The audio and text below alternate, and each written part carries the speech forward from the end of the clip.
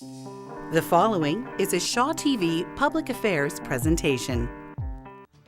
Jas Johal made his reputation as a tough questioner and investigative reporter. I bet Mary Polak is really glad tonight that he's on her side of the desk and not the other side.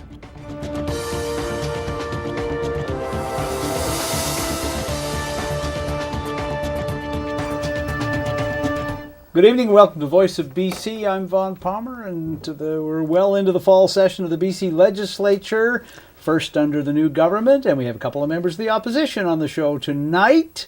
Welcome to the show, Mary Polak. Thank you very much. And that's a veteran, former member of the House, or a longtime member of the House, and we got a brand new member of the BC Legislature. Welcome to the show, Jas Johal. Thank you so much, Vaughn. Good to be here. Good to have you here. I'm going to ask you the question that everybody in media asks Jas, which is, were you in your right mind when you decided to go into politics? Yes, I was. When you make a decision that impacts your family, but also as a significant departure from what you did before, I was in the right mind. I had to be to make that decision. I do enjoy it so far. I'm enjoying it. It's there are days that are challenging. I think that the thing you have to remind yourself is when you start, everything here can be overwhelming, even though you've been here, you've covered budgets as a journalist.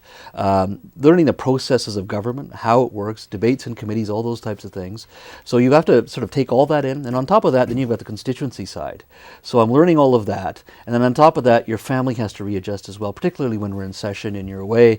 You know, usually when I can't get home on Thursday nights, little guy's sleeping, he's 8 years old. But I know next morning I got to be up at 5:30 for hockey practice as well. So you can't forget that side as well. So the Johal family and Jas Johal are in this midst of transition right now, but I have been enjoying it, I must say. Mary Polak, tell me, you're a long stretch at the cabinet table and suddenly you find yourself in opposition. What's that transition like? I'm having fun. It means you shift what you're doing. I mean, I think one thing about being a private member instead of being a cabinet minister, you can be about as busy as you want to be. There's endless projects and things that you can be working on. And I really, really like to do the research end of it and getting things ready for question period. I really enjoy that.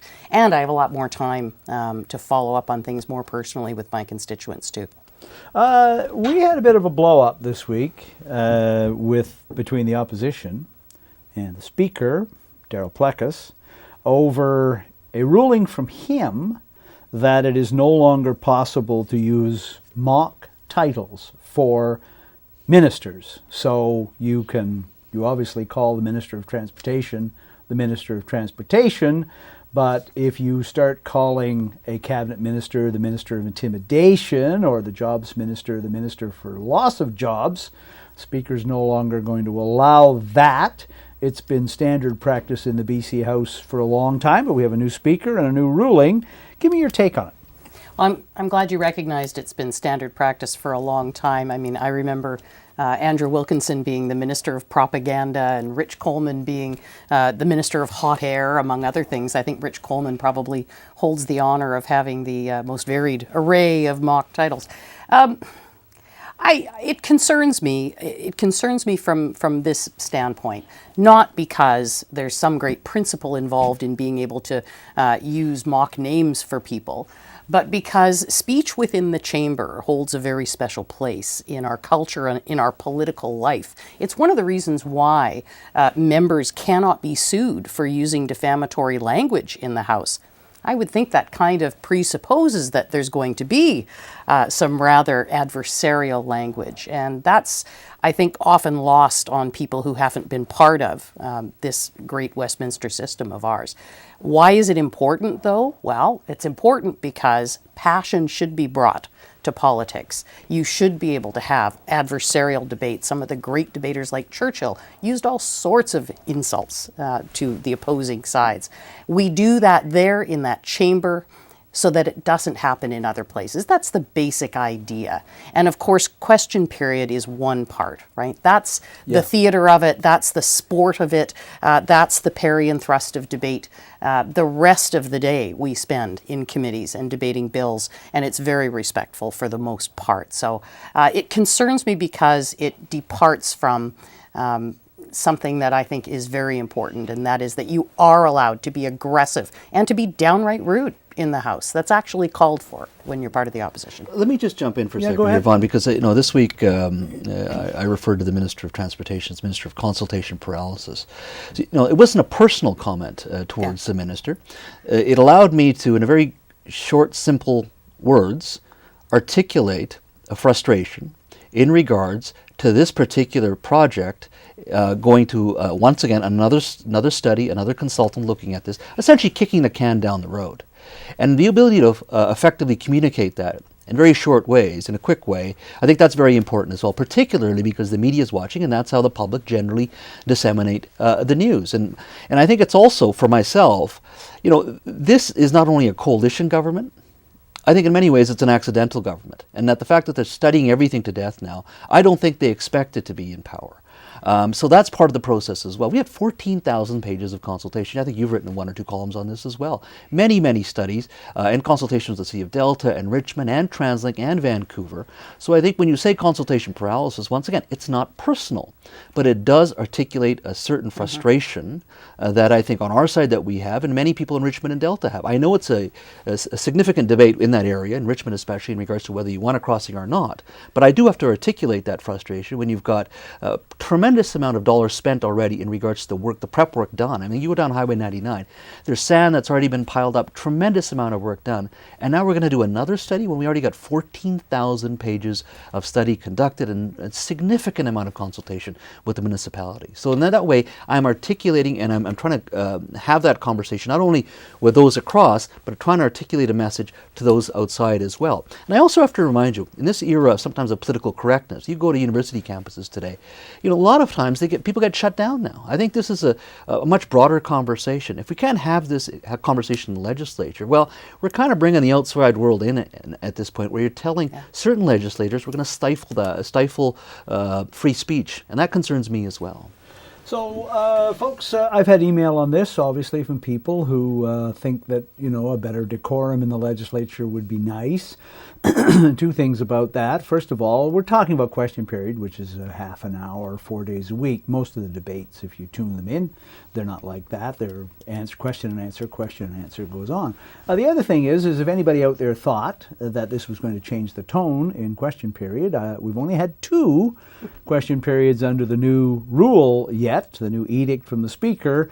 They have been as chaotic as ever. And I sit in the House every day and have for many years, and I would say that yesterday and today there was as much heckling noise and it was as difficult to hear. So give it a chance. We'll see where it is in a while. But so far, if the goal was to improve the decorum in question period, it hasn't worked.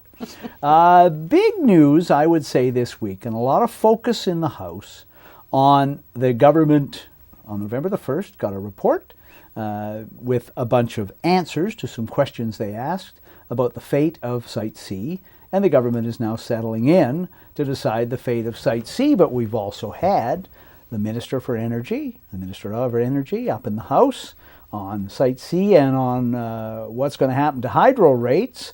Jas Johal, we learned something pretty important about the possible impact on hydro rates if the New Democrats cancel Site C.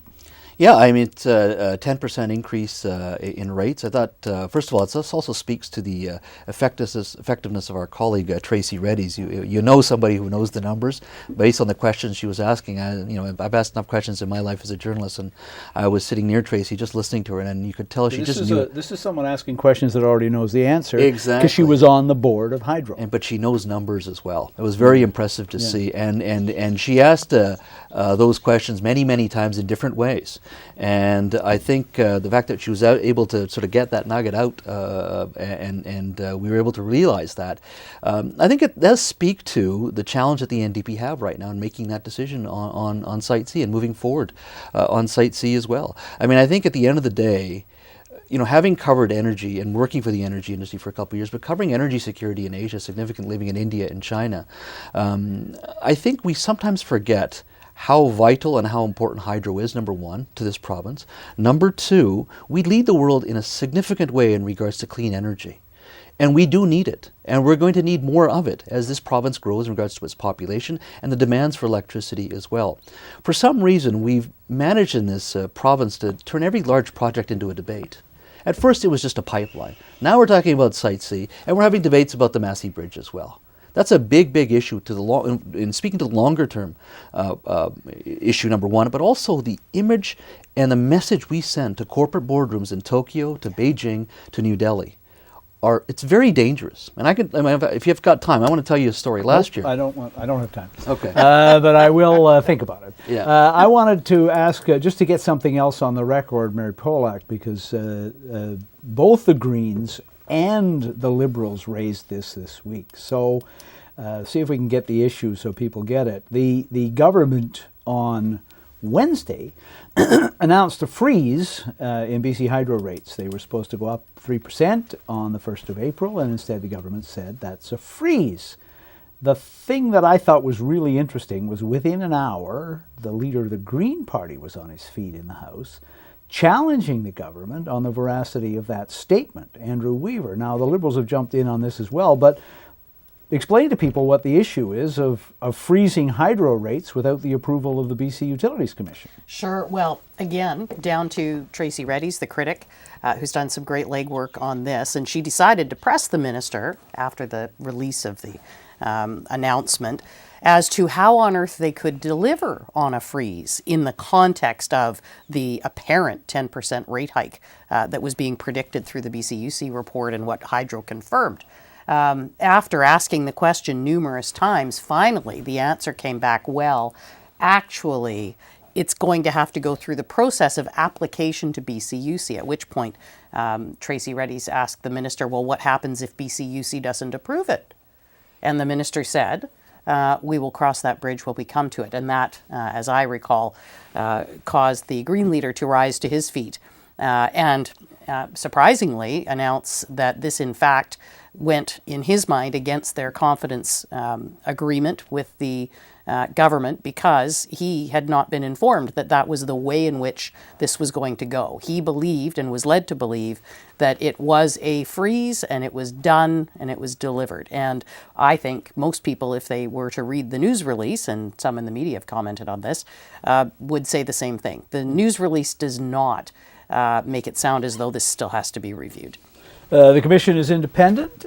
Past governments have simply ordered the commission to do things, but the New Democrats said they weren't going to do that. So we will wait and see what happens. The commission is kind of busy these days, so we'll see if they review it. We'll see if they approve it. In the meantime, we've got a 10% rate increase threatened if they kill Site C, and a 3% freeze, or a 3% increase that's frozen, that is still hanging out there in the midst. So lots to talk about at the legislature. Let's go to some questions on tape. And we'll start off with Andrew McLeod of the Tyee. Here he is. Some observers have questioned how well prepared the Liberal opposition has been for question period in the House. Sometimes the topics are repetitive, sometimes there's not a lot of news in the question period. I'm wondering how you respond to that. Trouble getting up to speed? Oh, I don't think so. One of the things that I track in terms of a win or a loss in question period is, did we manage to generate a new story, something that hadn't already been in the media? Because, of course, when the government was in opposition side, that was often their thing, going to the clippings and ask the questions. And I tracked in the first week and a half of our session, every single day we generated at least one story where we generated the story. It hadn't already been out there. And I think, too, the fact that we have not seen media reports saying, wow, these guys really don't know how to ask questions. I think we've got a really, really good team, and I think they're doing very well. And sometimes the repetitiveness is because you're trying to drive a narrative and you're trying to keep that cycle going. Part of this is about what gets into the media clippings, but part of it is what you're generating within the House. and what that's doing to the people on the other side. I mean, you know, a bit of this is that almost like a sports team with your strategy. So no, I feel pretty good about our team and how they've been doing, and we've seen some stars emerge that might have been unexpected in terms of their ability to ask questions too. I would From also your add, previous business, you were a professional at asking questions. What's different about doing it in the House? I think there's first of all, the questions are longer in regards to just the rapid fire nature of, I think, working in the media. I think you focus on a specific topic. You bring in more emotion, I find, in the in question period. Although I try to do that as a journalist as well, because I think people need to see that. They need to see you asking that question, and I think emotion plays a role, especially in question period, in asking those questions. I also would remind people that we're in early stages of this government. In many ways, this session, I would argue, is exhibition season. When their budget comes in February, then the regular season really begins, and then it's really rock'em sock'em hockey. So if the people are expecting us to be, you know, quiet, reserved individuals come next spring, I don't think that's going to be the case. I think it's been pretty aggressive, and I think it's going to continue that way. I think it's just the very nature of the place, and very nature of where we are right now in politics in British Columbia as well. I would just add that we tend to focus on question period when we think about that. But if you take a look, and some people do, maybe not very many, it's kind of dull stuff sometimes, but you take a look at the work that has been done in estimates, it's been quite remarkable, the number of things that critics have been able to get ministers on the record with that are quite astonishing admissions, really, and I think will prove to be useful come February when it's time to hold them account for some of the things that they're claiming they're going to deliver on now. We've got another question on tape. This one is from Jamie Lawson, Political Science Department, University of Victoria. Here he is. Well, it's possible something could go wrong, but it seems as though corporate and union donations are going the way of the dodo in British Columbia. And based on other jurisdictions in Canada who've moved to that kind of system, it's the parties that have really good targeting of their memberships and highly computerized systems for fundraising who seem to be better off in that kind of a situation. Certainly true federally, when the Conservatives did well and the Liberals did very poorly. Now, way back, I seem to remember that there was a bit of a tiff about the low-hanging fruit regarding contact with ethnic communities in BC, and behind that was an effort for the BC Liberals to get smart with their fundraising. Are you in a good position now to survive in a no donations atmosphere, no corporate, no union donations, or are you going to have a lot of work to do to make it work in a new environment? So as I read the new rules, there'd be a check for $1 million going to the NDP from the provincial treasury, and about the same going to the Liberals based on the votes they got in the spring. January the 1st, I gather from following your leadership debate in the Liberal Party, there's some controversy over whether or not the party should take the money. What do you think? Well, at the end of the day, the party's going to have to make the decision, right?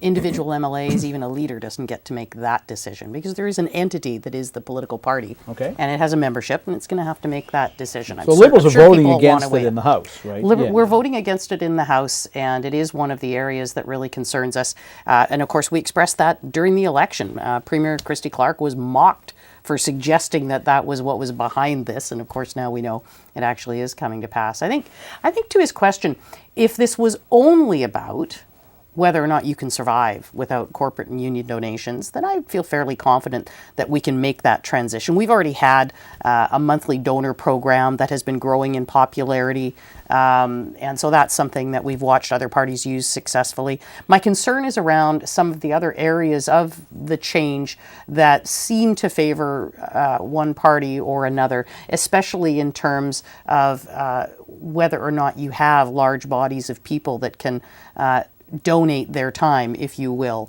and not have that calculated. And it's still not clear that all of those different areas where the NDP tends to do better than we do at in-kind types of situations, it's not really clear if all of those types of scenarios are going to be covered off, and that could be a potential disadvantage. Take a brief break on Voice of BC, and we will be right back, and Mr. Johal will get to say whatever the hell he wants. When we get back here, he will be right back.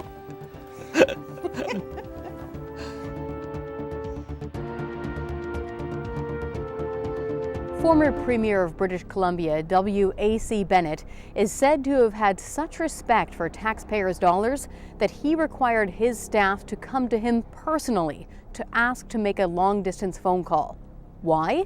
Because it cost taxpayers money. We at the Canadian Taxpayers Federation expect all political leaders in British Columbia to have that same respect.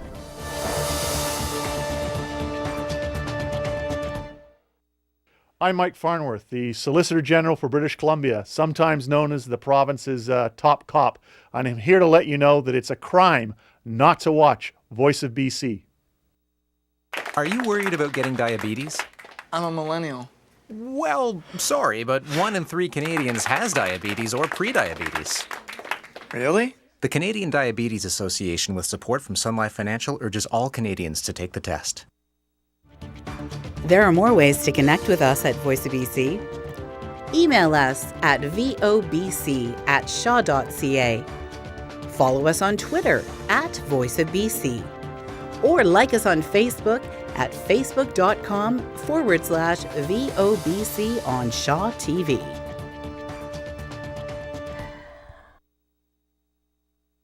When Premier John Horgan and his NDP colleagues were sworn into government in mid-July, they inherited an economy that's been among the strongest in all the OECD nations and certainly the strongest in Canada for the past 3 years, measured by overall economic growth, retail sales, and also job creation. So from that perspective, they inherited a pretty strong ship, and we'll see where they take it in the next year or two. Welcome back to Voice of BC. Before the break, we'd had a passing reference to the BC Liberal Leadership Campaign. So a question from the Political Science Department at UVic, Jamie Lawson, about the leadership, and we'll have a little chat about it. Here's Jamie. I think many people out there in BC who've looked at the events of the summer would say that after the last BC Liberal throne speech, there's probably some thinking to do that has to happen inside your party about the direction of the party, and that even given the fact that both Premier Clark and other party members who were staying on disavowed that throne speech afterwards. Is this the right time to be having your leadership campaign? Or is the leadership campaign the way you're going to make those policy decisions going forward? So, Jas Johal, tell us how this thing unfolds, because I know the leaders picked in February. You're chairing leadership debates right now around the province. So how does the leadership unfold, basically, between now and then? Well, we have a debate upcoming in Nanaimo. We'll have one in Kelowna as well in December, and we have a pretty large debate as well in January. Right, these are open to the public? Open to the public, and there'll be one, we're working towards potentially one involving the Indigenous community as well. We've had 2 prior, one in Surrey, one in Prince George. So we are traveling all over the province, and they're broadcast live on Facebook and social media as well. I think the candidates in the first one really try to sort of find their place. In the second one, there was a lot more interaction between the candidates. I think we're going to see a lot more of that moving forward.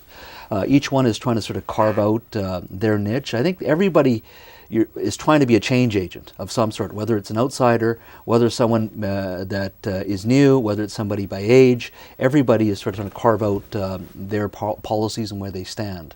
I think whoever the leader is at the end of the day, we're going to have a lengthy sort of policy conversation afterwards. I suspect that would be probably in the fall of 2018. But I think it's going to be a different party. I just think that that'll be forced upon us simply because of where we're at. And also I think there's a generational shift going on as well in regards to voting. voters as well. You saw that in the last election campaign. So I think it's a great time to have that conversation. And I think so far what I've been hearing has been really good. And I think there's been really good turnout as well. In Surrey, we had over 600 people. I think 260, almost 300 people in Prince George as well on a Saturday morning. So it's been really good. So there's a lot of engaged people, and I think it's going to bode well for this party moving forward into 2018. Half dozen candidates at the moment. Yeah. And I think they have to put up $25,000 if they want to go into the new year. And there's a membership cutoff at the end of the year. To go all the way through, I think the total is 50,000 that they end up being into that for. And the cutoff for memberships and to decide if you're going to be in the race is December 29th. We had a reference to this already, but let's go back over it. The famous, notorious, perhaps, throne speech, second Liberal throne speech, the one in June, which Jas Johal will now have a chance to disavow. Here is Ida Chomp. Here's Ida Chomp. Jas, as a new MLA, do you feel that you are at a disadvantage to accept all the decisions and the consequences that the BC Liberal government has made in the past 16 years? And if so, how do you deal with that? No, Ida and I've never met, actually, so she's already throwing hard questions at me, so I'll have to remind her. Imagine what she was like at the cabinet table. Exactly. No, you know what? I think that we had an opportunity to let the party know after the election what we heard on the doorsteps. I knocked on doors for 6 months, from November onward, before the election in May. And you could sense the generational shift, and you could sense the issues around daycare, transportation, affordability. Those are all there. And I certainly articulated those thoughts after the election to the party, as all the members did. And those were added to the throne speech. Now, in hindsight, I probably wouldn't have put so many of those policies in at once, but certainly that's what I heard at the doorstep, and then we can't get away from that. That's the working age population, 25 to 54, which is essentially Gen X and millennials now, and that's what they're here telling us, and that's what they're feeling, and that's what we have to articulate. But the other thing that's happening starting next week is that this government made all those same promises and picked all those same issues. I think it had a lot to do with why they picked up 10 seats in and around Metro Vancouver. They're now, starting next week, putting together their budget, which they're going to table in February. There are still a fairly large number of promises that the money is not there for.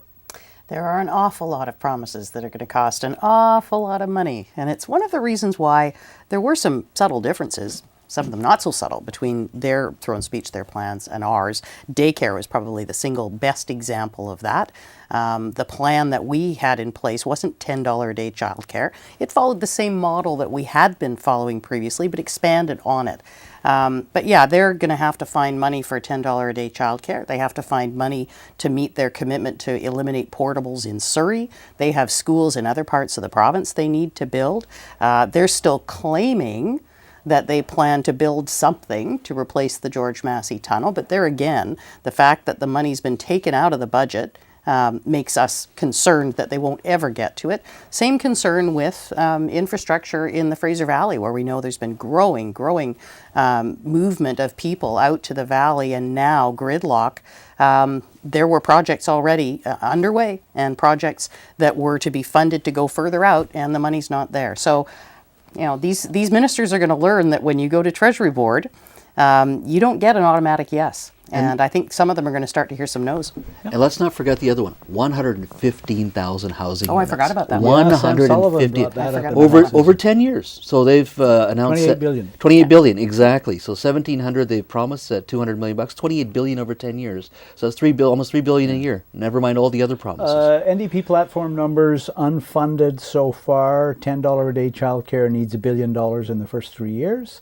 And the continuing phase out of MSP premiums needs $1 billion over 3 years. So those are just two items. But that's the fun you get when you get into government, and you've actually got to figure this stuff out. I think, I was teasing Finance Minister Carol James today that Treasury Board, the budget making process starts next week, then she'll be making lots of friends on her side. And she said it's a good thing I have a thick skin, because the finance minister spends a lot of time saying no. Ida has a fun question for you as well. You actually overlapped with her in cabinet. You must have. And in a couple of, she followed me in a couple of ministries too. So here she is. I cleaned up your mess, no doubt. Here's Ida Chong.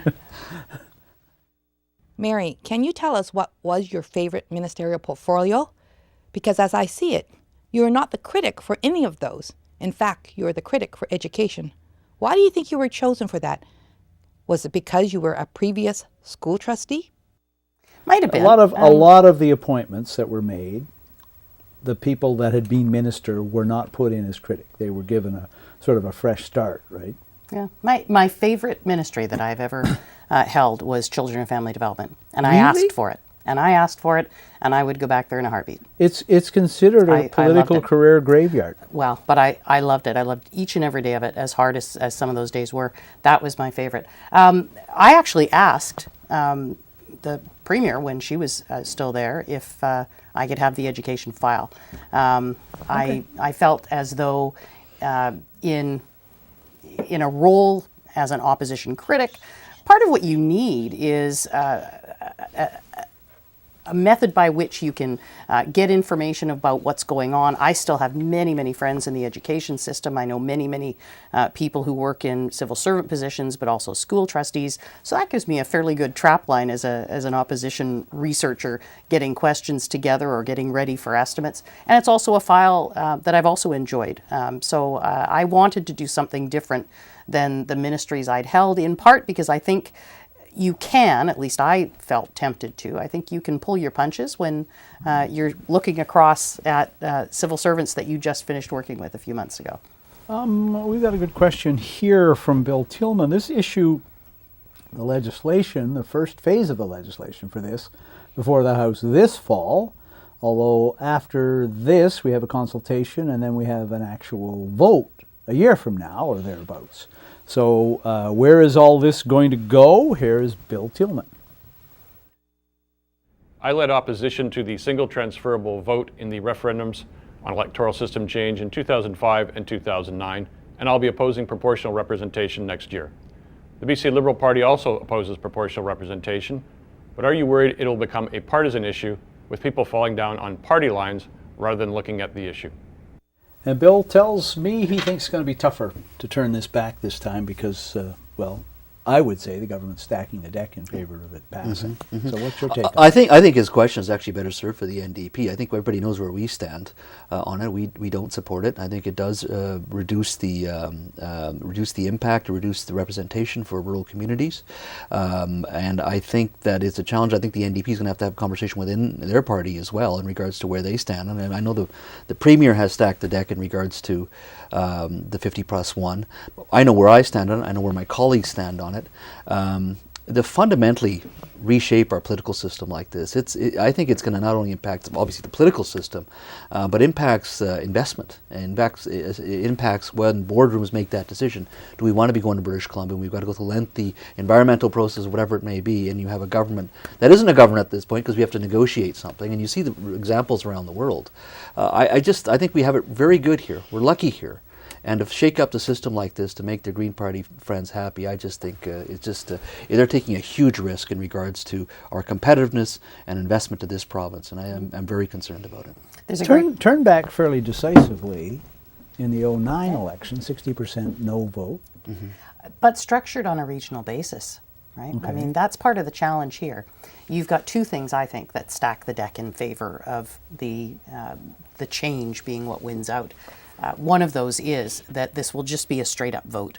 So there's no accounting for what percentage of support you have in different regions. In previous referenda, you had to have not only a majority there was a threshold set, you had to hit that threshold, but you had to hit that threshold in a certain number of ridings around the province. So you had that regional representation. The way this has been rolled out, the entire system that we have been functioning on since our founding could potentially be changed simply by a majority of people on the Lower Mainland.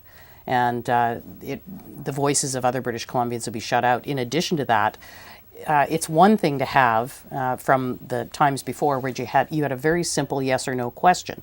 Instead, to have what appears is going to be a rating of different options. Well, if only one of them is the status quo, and then there are another 4 that are various complexities, scenarios around proportional representation, the likelihood that the status quo will win is really diminished.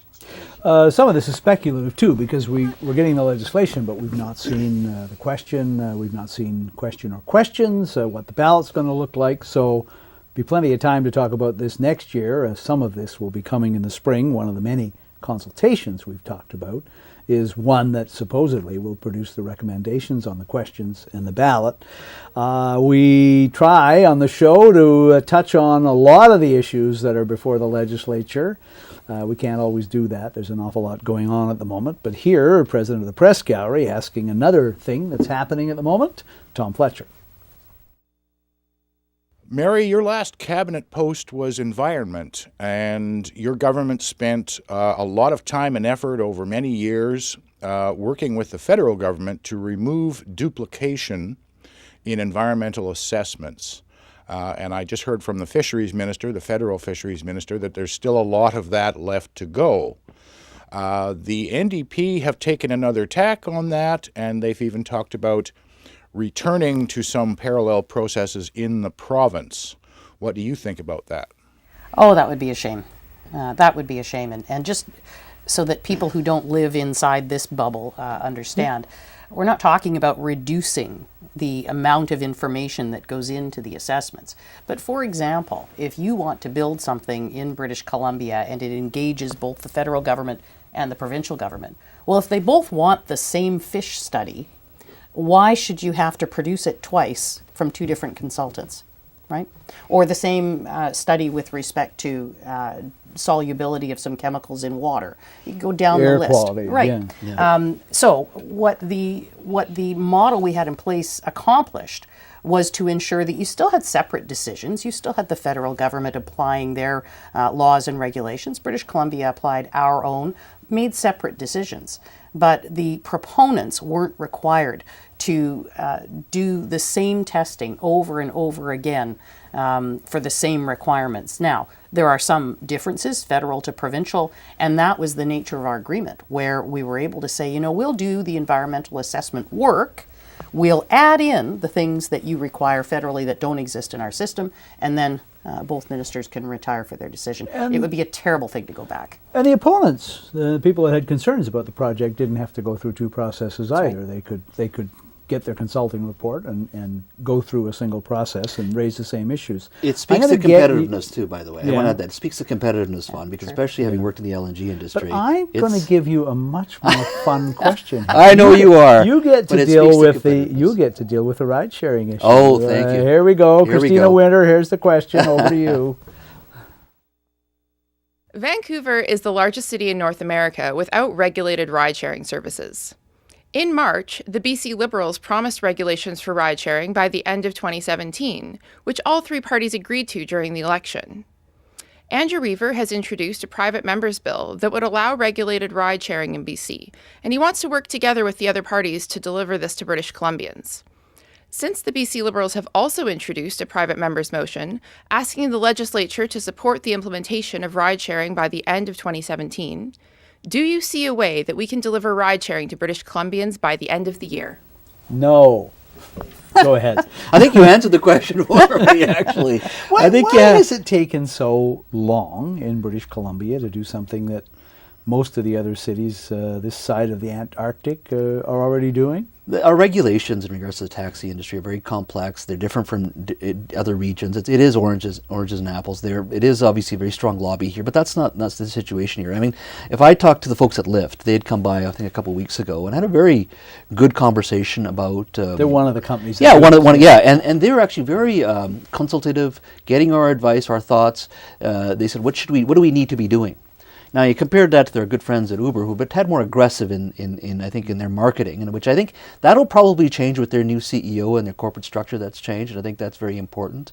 But I think generally from the taxi side, and I've certainly talked with them as well, you always hear level playing field. Level playing field can't be status quo. And that's the challenge. I think everybody has to come in a spirit of compromise, and let's get this thing done, because it is going to happen. Nobody feels sorry for the travel agent who loses their job to Expedia, or the bank teller to apps that where we can do our banking, or for that matter, journalists who get laid off as well, because we're all going. Journalism is being turned inside out by technology. I never noticed. No, this exactly. before. But it's coming. So that it has to come now. It has to be done. I think obviously the NDP, the government, is realizing the complexity of it, and they've kicked the can down the road again. One other issue there. We support bringing it in 2017. Get it done. But it's up to them at the end of the day. But I think we cannot wait another 4 years. We cannot keep kicking this can down the road. We will take a brief break on Voice of BC, and we will be back with one more segment. Stay with us. Thank you.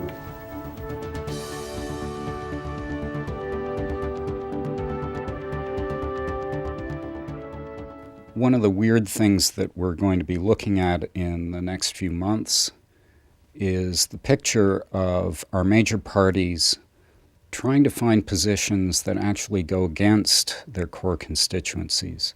Seems to me the BC Liberals' task right now is to find ways to reconnect themselves with people in Metro Vancouver and people on the island.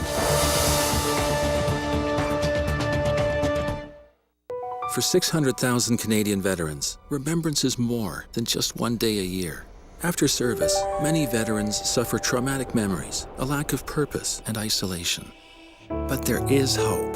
The bonds of brotherhood don't end after service. The Veterans Transition Network provides a chance to heal, find understanding with loved ones, and discover meaning in the civilian world. Find out how we help.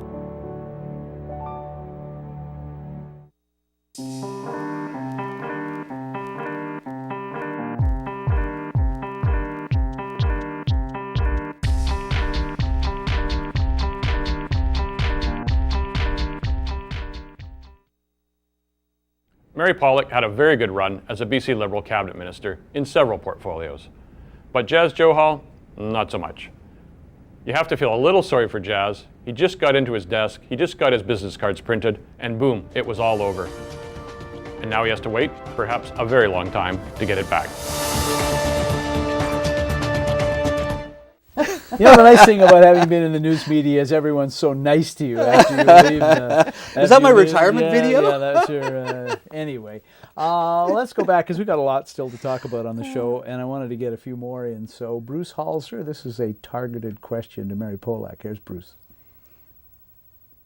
Mary, your part of the province is usually pretty reliably free enterprise. Right next door to you in Surrey and Langley is where a lot of people say the BC Liberals lost the last election. Why do you think that is, and what do the BC Liberals have to do to gain back those seats in Surrey and Langley? So about 10 seats, right? Yeah. Went from Liberal to NDP in and around Metro Vancouver. There's no one answer, and we didn't lose any in Langley. Just to be clear. Yes. There's no one answer. There never is. I think there was a combination of how we handled some of the nomination processes in Surrey. I think that affected us negatively. Yeah. I certainly think that some of the issues that we were focused on, our message, you take affordability, for example. I don't think our message was as strong as the now government's message was. But there's never one factor. What do we need to do to get back in? It's the same as oppositions always have to do. Once we choose our leader, we need to be articulating a clear vision for what we want to deliver, and it has to be consistent, and it has to be something that resonates with people. And I think in order to accomplish that, the next leader is going to have to do a significant amount of work reaching out to people across British Columbia and making sure that members of their caucus are doing the same thing, pulling up their socks, getting out there, talking to people, and finding out what folks actually want. Heard you earlier, Jas Johal, talk about from knocking on doors what some of the issues you heard as well. I'm going to go to a question on tape here for you, partly because of what you used to do between media and getting into politics, and partly because to me, it's still one of the big question marks. Looking ahead in British Columbia, I think the Premier has indicated that it's a question mark for him as well. So let's go to Jordan Bateman and talk LNG. Here's Jordan. Jas, you've done a lot of work on the LNG file over the years, but it's grim times for that industry right now. Petronas pulled out, Aurora was canceled, and we've heard from Woodfibre that they're going to delay their final investment decision for another year. Was it ever realistic that we were going to have a huge LNG industry in British Columbia? Starting to come back a bit, though. You're right, it is coming back, especially last 2 or 3 months with China buying a lot more LNG on the spot market. When you look at an LNG industry, 2 to 3 plants, that's a large industry. There's never going to be 20. So let's put that aside. 2 to 3 plants is a big industry, and that's what we should be thinking about. The loss of PNW is a huge issue, and I think if we had been in power, I think we probably would have been able to work and find a solution. That's the Petronas. Petronas project, yes. Now, the next one to watch, I think, is probably LNG Canada. Aurora was not in Kitimat. That's the Shell project with Korea, China, and Japanese interests as well. The Aurora project wasn't very far. It hadn't moved very much, so that one stopped very early. There is a glut of LNG in the world today. The next opening is probably going to be about 2025, so there's usually a 4 to 5 year build for these projects. So these boards, these large multinational energy boards, will make a decision probably the next year or two whether to move ahead with some of these projects. Maybe a little bit later, but that's why the next year or two are very important in regards to LNG, particularly that project, and watching it in competitiveness. Second issue today, and I think I've raised this a little bit, is the fact that we've taken so long getting these things through the regulatory process and some of the challenges in regards to communities, First Nations communities, and all of that, is the American industry has been racing forward. And the Gulf Coast is now a significant player. We should have 3, maybe even 5 LNG plants down there.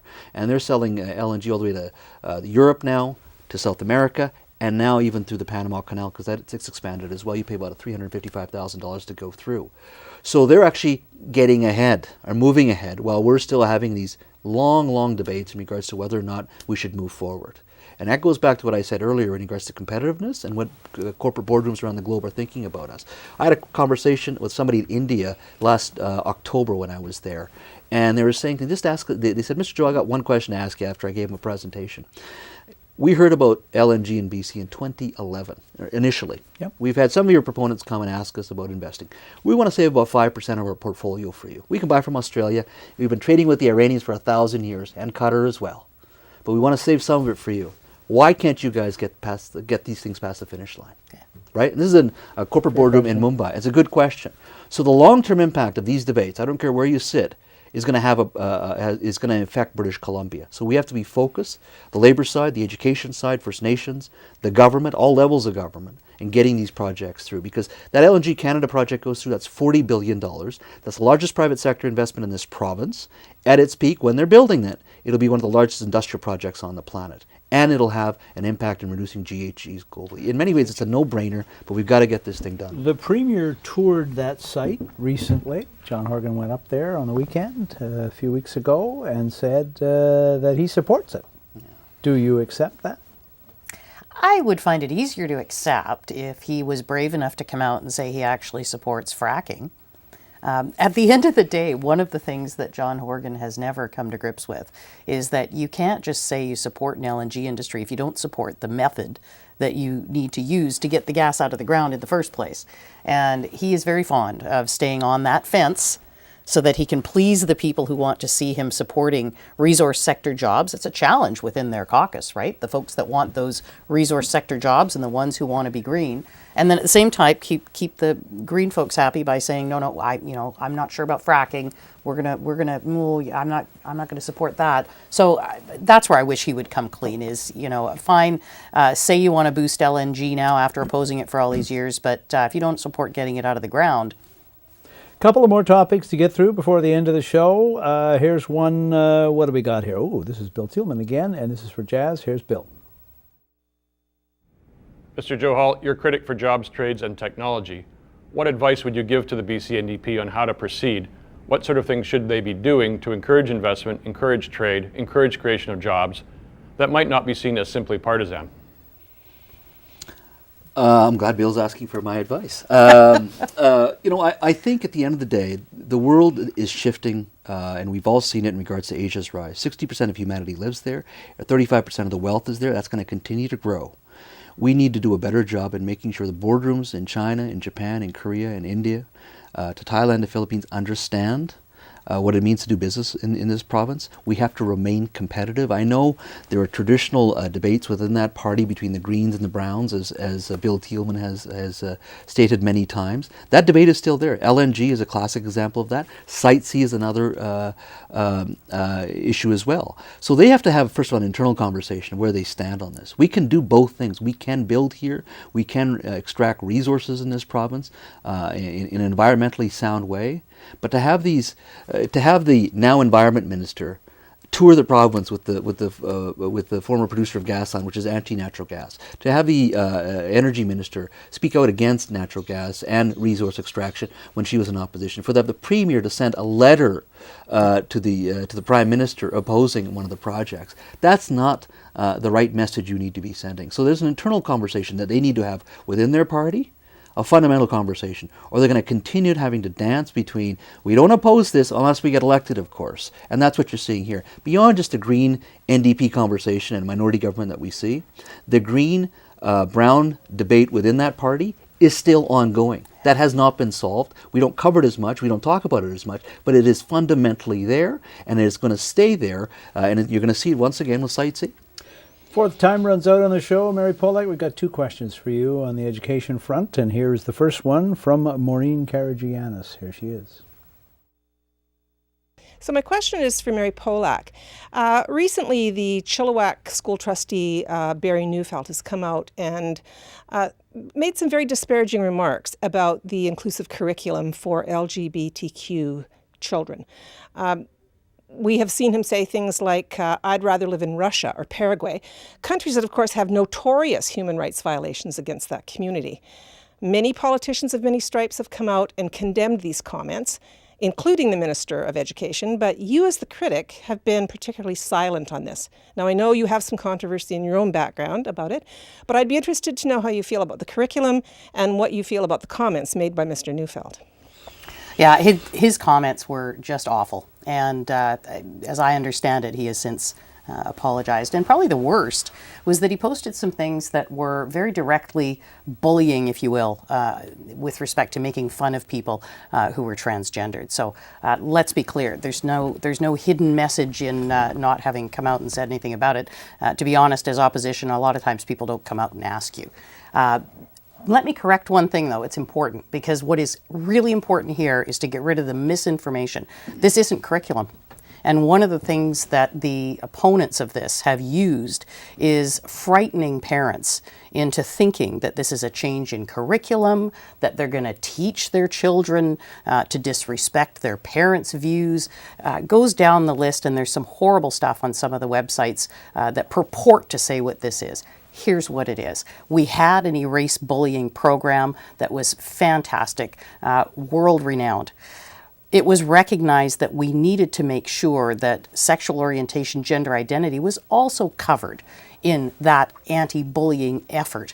And so what's called SOGI 123 is the addition to that program to ensure that all kids are safe, be they gay, lesbian, straight, bisexual, transgendered, questioning, it doesn't matter. We know from the research that when LGBTQ students are safe in schools, that everyone is safe in schools. And we have to confront the misinformation that is out there about SOGI 123. It's not an addition to the curriculum, and it's not part of some kind of gay agenda. This is about making sure all of our kids are safe. I appreciate the clarification on that, because I agree with you. I have seen some suggestion that this is something that's going to be taught in school. What's being taught in school is not to bully people for the way they are. That's what's being taught in the school system. Another question before we get out of time on education. Jordan Bateman, here he is. Mary, Education Minister Rob Fleming has said that they will get every single student out of portables in Surrey by the time the next election rolls around. But there are 7,000 students in Surrey already in portables, and another 1,000 join the school system every year there. How on earth Will the NDP meet this commitment to build 20 to 25 new schools in less than 4 years? Costed this one out? Well, I spoke to the previous education minister because the current one in estimates didn't have a cost to give me, and he said their estimate was, at the time, $500 million. And that would just deal with the existing portable classrooms. As Jordan points out, you're seeing 1,000 new kids joining every year. So same old story in Surrey, right, from even when I was a school trustee. But here's the challenge for the New Democrats. They made this commitment. Interestingly, the Premier, John Horgan, seems to be backing off. He claims that when they made the commitment, the court decision hadn't been made, and so now everything's changed. It's going to take more time. Well, that's actually not true. The court decision was in place long before the writ dropped on the election. This is a Supreme Court of Canada correct. decision, that the long court case won by the teachers' union. Which means that there are more teachers added, which makes the job of eliminating portables even more challenging.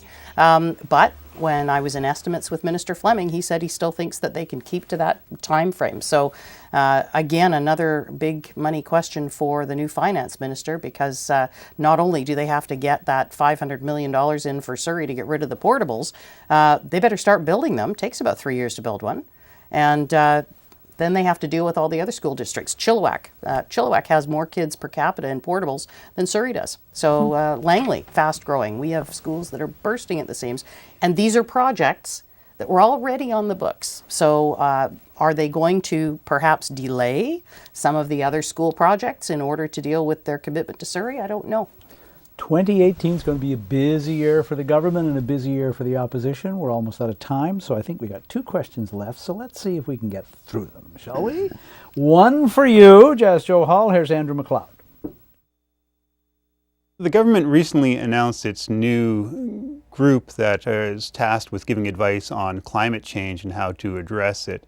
The group looked very similar to the old climate leadership team, and in fact an early draft of the press release used that name. I'm wondering what that says about the approach back when you were the Environment Minister, Mary.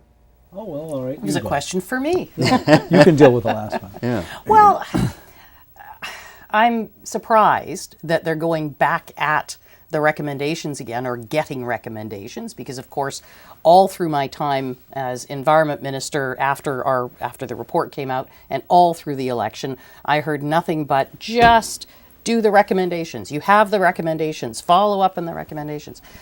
It would seem now perhaps they're not as happy to do that, or perhaps they're just kicking the can down the road. But they're already setting themselves up for some challenges. One, carbon tax. The previous team told government not to raise carbon tax without something in place to protect emissions-intensive industries. And now with the Site C decision, there would be an enormous challenge for them to do the electrification of natural gas production upstream.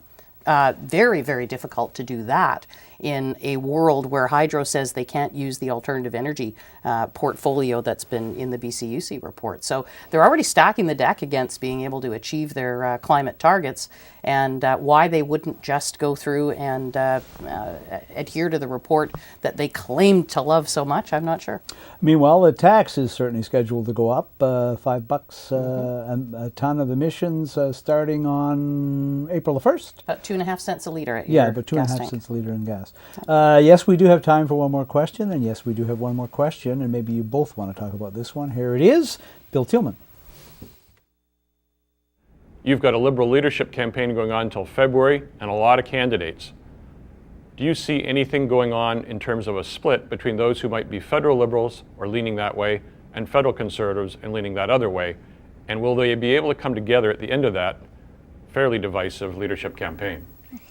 It was pretty divisive on that issue last time. Took a while to patch it up. Yeah, I mean, I get a front row seat to these debates, and and I think people are very respectful. There's going to be pointed questions as we move forward, and I get that, and it gets divisive at times. But you know, I haven't sensed that. I haven't sensed that conservative, federal, liberal fight or disagreement. And there'll be some disagreements on policy here and there, but I don't think it's divisive as some people think it is. It's a bit of a cliche in this case. I'm glad that we have all these people who want to run for leadership and have have put their name forward. But no, so far all of the debates have been very respectful. They have disagreed on things. The crowds have been energized. What the complaints that I get sometimes is, we want the candidates asking themselves more questions, and we've tried to include that in the debates.